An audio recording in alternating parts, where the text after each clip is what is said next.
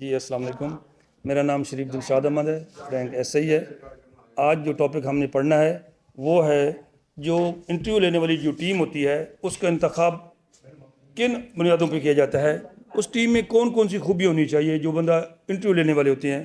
سب سے پہلے درج ذیل خوبیوں کا حائل ہونا اس کو ضروری ہے۔ جو انٹرویو لینے والا ہے اس کی تعلیمی قابلیت، تعلیم وہ کوالیفائڈ بندہ ہونا چاہیے، اعلیٰ کوالیفائڈ بندہ ہونا چاہیے۔ دوسرا وہ قابل ہونا چاہیے، اس کی قابلیت ہونی چاہیے۔ تیسرا تجربے کار ہو، وہ بندہ ایکسپیرینسڈ ہو کہ وہ اس کو تجربہ ہو انٹرویو لینے کا۔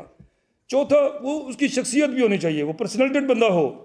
ایسے نہیں کہ ایسے بندہ بٹھا دے اور وہ کسی سے انٹرویو لینا شروع کر دے۔ ایک پرسنالٹی والا بندہ انٹرویو لیتا ہے تو وہ زیادہ مفید ہوتا ہے۔ چوتھا وہ نفسیات بھی جانتا ہو، نفسیات بھی اس کو کنٹرول ہو۔ پانچواں یہ کہ وہ ایکسپرٹ ہو، ماہر ہو۔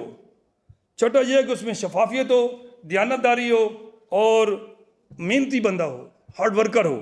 اس کے علاوہ وہ تحمل مزاج ہو، جذبات پہ کنٹرول رکھتا ہو، اگریسو نہ ہو جائے۔ وہ بندہ انٹرویو لے گا تو وہ زیادہ مفید معلومات مل سکتی ہیں، ہمیں اچھے نتائج مل سکتے ہیں۔